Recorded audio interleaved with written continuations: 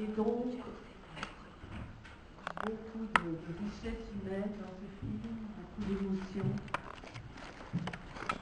des exemples très différents, des femmes magnifiques, même si elles sont en difficulté, ont relevé la tête et la resteront debout. La parole est à vous. Il y a un micro-baladeur que Manon. Moi, juste avant de vous laisser la parole, je voulais juste, déjà vous remercier d'être venu dans ce film, vous dire simplement que ce film, je l'ai tourné, en fait, il y a déjà un champion en 2006. Je ne sais pas si certains d'entre vous ont noté que, voilà, date de 2006, donc c'est vrai que c'est un film qui a été diffusé à la télévision, sur France 3 et TV5. Et ce film est ressorti au cinéma il n'y a pas très longtemps, il y a quelques mois. En fait, il fait partie d'une trilogie, comme vous le disait notre ami, Noire Beauté, Noire Promesse et Noire Douleur. Donc ces trois films sont ressortis, c'est un peu une renaissance, et ces films sont ressortis au cinéma il y a peu de temps à Paris.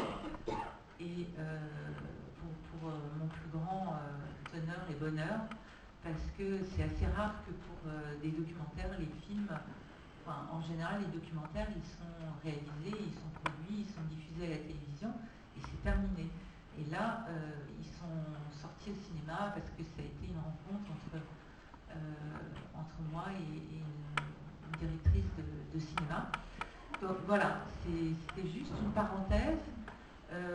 Et puis je voulais vous donner peut-être des nouvelles de ces femmes qui sont dans le film. Alors, pour la plupart, disons qu'après avoir tourné ce film, je pense que ça a été un tournage très important et qu'elles, du coup, elles se sentent plus aujourd'hui comme des victimes.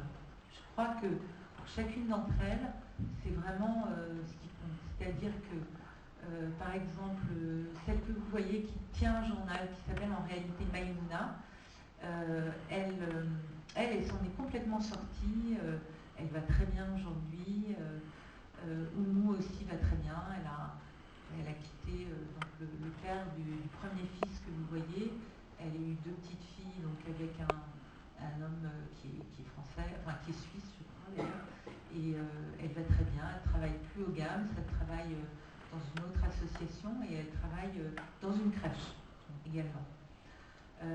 Pour Kadi, vous connaissez peut-être Kadi parce qu'en fait Kadi vit en Belgique, elle vit dans la banlieue de Bruxelles et elle continue son travail de militante et une grande dame de cette du militantisme autour de l'excision, parce que c'est quelqu'un qui est absolument extraordinaire, qui a vraiment une dimension internationale et que vous avez peut-être rencontré. Et pour ce qui est de Fatou, qui avait des problèmes avec ses enfants, elle a réussi à éviter que sa dernière fille soit excisée. En revanche, et elle a récupéré un de ses enfants, son fils, et en revanche, elle a toujours un peu des problèmes avec les autres enfants. Voilà, ça c'est pour les nouvelles qui sont plutôt bonnes. Et je pense que... j'espère que ce film y a contribué, en tout cas, à faire qu'elles se sentent, après ce film, un peu comme, je dirais pas une renaissance, mais disons, elles se sentaient plus comme des victimes. En tout cas, c'était ce qui revenait. Ça les a renforcées oui, dans leur volonté. Oui.